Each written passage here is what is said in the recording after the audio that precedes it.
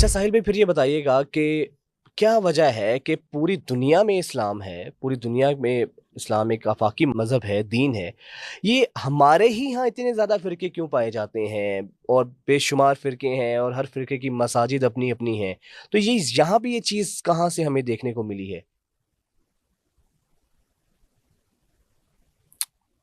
کسی بھی جگہ سب گروپ بنانے کی، کسی بھی جگہ پہ ایک کمپنی میں چھوٹا سا گروپ بنا لینے کی، گھر کے اندر ایک چھوٹا سا اپنا ایک سیٹ اپ بنا لینے کی، یا بڑی طاقت کے نیچے چھوٹی طاقت بنا لینے کی، ایک ہی فلاسفی، ایک ہی سائیکالوجی ہوتی ہے، ایک ہی وجہ ہوتی ہے اس کے پیچھے، اور وہ یہ کہ ہم کسی طریقے سے وہ والا پاور سٹرکچر خود اپنے پاس رکھ لیں کہ جو ہمیں نہیں مل سکا. بس یہ سائیکالوجی ہوتی. آپ کشمیر کو مثال دیتا ہوں میں، کشمیریوں کو اسپیشلی یہ بات ضروری ہے کہ اس موقع پہ میں انالوجی بھی انہیں کی دوں. کشمیر کو پاکستان کے اندر، پاکستان میں شامل ہونے کے پیچھے کشمیر کے اندر خود مختار کی ایک موومنٹ شروع ہو گئی. کیونکہ whatever is going to happen after they get liberated، جب آزاد ہو جائیں گے تو پھر وہ پاور ان کے پاس رہنی چاہیے. نام اوکے، اگر آپ کو پاور چاہیے تھی کوئی بات نہیں، پاور کوئی حرام چیز نہیں ہوتی، آپ نے اس کے لیے کام کرنا ہے. مگر یہ موقع تھا پھر کشمیر کو پاکستان میں پہلے لے کے آؤ یار، پھر دیکھیں گے کیا ہوتا ہے. انڈیا سے تو جان چھوٹے نہیں جی، انڈیا سے بے شک جان نہ چھوٹے، اگر چھوٹے گی تو ہماری پاور چلی جائے گی. کیونکہ پاکستان میں کیوں بلا؟ کیونکہ پاور مینٹین کرنا ہمارا نصب العین ہوتا ہے کہ ہمیں پاور چاہیے. تو فرقہ یا کسی بھی لیول کا فرقہ، چاہے دین میں ہو، چاہے وہ پالیٹکس میں ہو، چاہے وہ سوشل سسٹم کے اندر ہو، فرقہ بنانے کے پیچھے جو فرسٹ ڈسپوزیشن ہوتی ہے کہ مجھے جو چیز چاہیے وہ نہیں ملی تو پھر میں اپنی دکان خود کھول لیتا ہوں تاکہ میں اپنی اس پاور میں رہوں، چاہے چھوٹے لیول پہ رہوں مگر ایٹ لیسٹ میں خود مختار ہوں. سو دس از سچویشن. آپ اس سچویشن میں تڑکا لگانا شروع کرتے ہیں. پہلا تڑکا لگاتے ہیں کہ عزت، کہ میری تو عزت بھی آ جائے گی اس سے، وہ نہ آئی تو اس سے عزت بھی چلی گئی. میں حق کا پرچم میرے پاس ہے، یہ اگر پاور میرے پاس آئی تو حق بھی میرے پاس آئے گا، اور یہ نہ آئی تو حق بھی چلا گیا. سوچیں کتنا بڑا واقعہ. تیسرا، میرا فہم اور میری فراست اپنے سامنے بھی، لوگوں کے سامنے بھی. ٹھیک ہے، لوگوں کے سامنے تو چلیں عزت میں ڈال دیں گے، اپنے سامنے کہ I am was on the right path. یہ اسے کہتے ہیں سیلف اسٹیم اور سیلف ورتھ. یہ بھی پاور رہوں گا تو رہے گی، نہیں رہوں گا تو وہ بھی چلی جائے گی. یہ تین ایسے اسٹرکچر ہیں جو آپس میں ابھی تڑکا لگایا میں نے. دال تو تھی اس کے اوپر تڑکا لگا ہوا ہے. تو سوچیں کہ کیوں نہ فرقے بنے، پھر ان سب کے لیے پیچھے تو فرقے بنیں گے. یہ ان سب کے کلیم ہوتے ہیں. دیکھیں بتا کیا کلیم ہوتے ہیں. حق ہمارے پاس ہے، 72 فرقے بنیں گے، ایک جنت میں جائے گا، حق ان کے پاس. یہ مثال دی جاتی ہے کہ یہ تو پہلے کہا گیا تھا، اس کا مطلب بناؤ قیامت سے پہلے بندہ اپنی ماں سے زنا کرے گا تو کیا مقابلے شروع کر دیں ماں سے زنا کرنے کے؟ پہلے کہا گیا تھا نا ہوگا. جو چیز غلط ہے وہ کرنے کے لیے انہوں نے کہا، پہلے کہا گیا تھا. سو سچ اے بیسک تھنگ کہ فرقہ بنے گا ہی بنے گا. اسی لیے اللہ تعالیٰ نے کہا تھا آپس میں اکٹھے رہنا ہے. کیا مطلب تھا؟ یہ 5 چیزیں، یہ 4-5 جو میں نے بتائیں، یہ قربان کر دو. یہ نہیں قربان ہو رہی ہم سے، اور یہ کبھی بھی نہیں قربان کریں گے. کیوں؟ چھوٹا بندہ ہمیشہ اپنی کرتا ہے. چھوٹے اور بڑے بندے میں فرق یہ ہوتا ہے، چھوٹا بندہ اپنی کرتا ہے کہ میں بچ جاؤں، میرا کچھ مل جائے، مجھے سب کچھ ہو جائے. اور بڑا بندہ پورے کے پورے گروپ کی سوچتا ہے کہ یار مجھے بے شک ملے نہ ملے، یہ گروپ پورا کا پورا جو ہے نا یہ پروگریس کر رہا ہے. سر بھی پاکستان میں اس کانٹیننٹ میں ایک سب سے چھوٹے بندے تو اس پاکستان، جی وہی میں بات کرنے لگا ہوں، پچھلے 150-200 سال میں ایک بھی ایسی کوئی عبقری شخصیت پیدا نہیں ہوئی جس نے امت کو گڑوں کے مینڈک سر لاکھوں ہوئی ہوں گی مگر وہ گروپس نہیں بنے. 1-2 کیا باتیں کر رہے ہیں. ہر جگہ عرب، ہم 1 ارب مسلمان ہیں، بنگلہ دیش، انڈیا اور پاکستان میں لا کے کیا آپ کہہ رہے ہیں 1-2 بھی نہیں ہوئی ہوں گی؟ کیسے ہو سکتا ہے؟ تو اس کے باوجود اتنی نہیں ہوئی کہ کیونکہ یہ بیسکلی شودر کنورٹیڈ ہے نا. لوکل جتنے بھی ہیں وہ پہلے شودر تھے نا، وہ کنورٹ ہوئے، وہ اپنی نفسیات نہیں چھوڑ سکے. آپ دیکھیں مسلمانوں کے سارے گناہ وہ ہیں جو برہما کہتا تھا یہ شودر کرتے ہیں.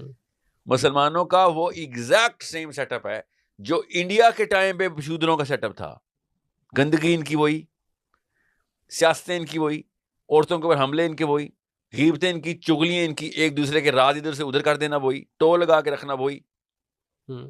سوچیں، اور جب موقع آئے بھاگ جانا. میدان چھوڑ کے, وہی ایگزیکٹ سیم. کبھی کھچری میدان چھوڑ کے نہیں بھاگا تھا, جان کی بازی لگا رہا تھا کھچری. شودر کبھی نہیں موقع پہ پایا گیا. شودر ہمیشہ سے وہی کام کرتا رہا جو ابھی بھی کر رہا ہے. ان کے ہاتھوں میں اب اس وقت پگڑیاں آ گئی ہیں, تو کسی کے پاس جھنڈے آ گئے, تو کسی کے پاس کرسیاں آ گئی ہیں. وہ وہی ایگزیکٹ سیم سائیکالوجی میں ہو. کبھی نوٹس نہیں کیا آپ نے؟ ایک بار پڑھنے تو صحیح ہسٹری. اگر میں پہلا صفحہ نکال دوں اس میں ڈیٹیں لکھی ہوئی ہیں, تو آپ سمجھیں گے آج کل کے پاکستان کی کہانیاں ہیں. چاہے آپ سول لیں, بیوروکریسی لیں, آرمی لیں, پولیٹیشینز لیں, سوشل سیٹ اپ لیں, پولیٹیکل سیٹ اپ لیں, ڈومیسٹک لیں یا پروفیشنل لیں, سب وہی حرکتیں کر رہے ہیں. ایک مسلمان دوسرے مسلمان سے کیوں نہیں محفوظ؟ چھری ہر ایک کے ہاتھ میں, ویٹ کر رہے ہیں کہ منہ ادھر پلٹ تو میں تیری کمر پہ چھری پھیروں. یہ کیا تھا؟ یہ ہمارا بیسک 4-5 ہزار سال پرانا سسٹم ہے جو چلی جا رہا ہے. بیچ میں کسی نے اپنا نام شنکر سے محمد علی رکھ لیا, اس سے کیا فرق پڑتا ہے؟ مجھے بتائیں کیا فرق پڑتا ہے اگر میرا نام بدل جائے تو؟ پائپ لائن تو وہی ہے, سب کچھ وہی ہے, خون نہیں اپنا اثر ایسے بدلے گا. اچھا ساحل بھائی, پھر یہی سوال ہے کہ آج کی یوتھ کس طرح کنیکٹ کرے خود کو اسلام کے ساتھ. وہ ایک مسجد میں جاتا ہے, وہ دیکھتا ہے وہاں پہ تو دیوبندی ہے, وہاں پہ اہل حدیث کی مسجد ہے, وہاں پہ بریلوی مسجد ہے. آپ مجھے اتنی سی بات بتائیں, کیمرے میں بتانا, سب ایک پاکستان میں مسجد بتائیں جو کہ کسی فرقے کی نہ ہو. یہی علمی ہے, یہی سوال. نہیں تو کیا مسجد بنانے میں پابندی ہے؟ آپ نے کیوں نہیں بنائی؟ پابندی ہے, سمجھ رہے ہیں؟ اتنی سی بیسک ٹیسٹ تھا اور سب کے ساتھ فیل ہو جاتے ہیں. پتہ چل جاتا ہے کہ مسئلہ میرے انڈر پاس ہے اور سولوشن بھی میرے پاس ہے. کس نے منع کیا تھا کہ فرقہ لیس مسجد بنائی جائے, فرقہ فری؟ کس نے منع کیا تھا؟ کوئی آپ کو روک سکتا ہے کہ اپنے گھر کو آپ مسجد میں ڈکلیئر کر دیں؟ کوئی روک سکتا ہے کسی کے باپ کا راج ہے؟ مگر جب بھی بنائی انہوں نے, یا پیلی بنائی یا سبز بنائی یا کالی بنائی یا ریڈ بنائی, مطلب کوئی کلر ہی دیا اس کو. یا بریلوی ہوگا یا دیوبندی ہوگا یا اہل حدیث ہوگا یا شیعہ ہوگا. آپ بتائیں ایک مسجد مجھے دکھا دیں اس میں کوئی نہیں لکھا ہو بھائی کوئی فرقے کی بات. یہاں پہ ہر فرقہ کا آنا مسٹ ہے. آپ ایک مسجد ہے وہ پاکستان میں؟ اتنے 25 کروڑ لوگ تھے. آپ مولویوں کی باتیں کر رہے ہیں, یہ شودر سب اکٹھے ہوئے ہیں. ورنہ ایک محلہ ایسا ڈکلیئر ہو رہا تھا کہ ادھر آئے سارے شیعہ سنی اکٹھے پڑھیں گے. ایک دن شیعہ پڑھائے گا, اگلے دن سنی پڑھائے گا.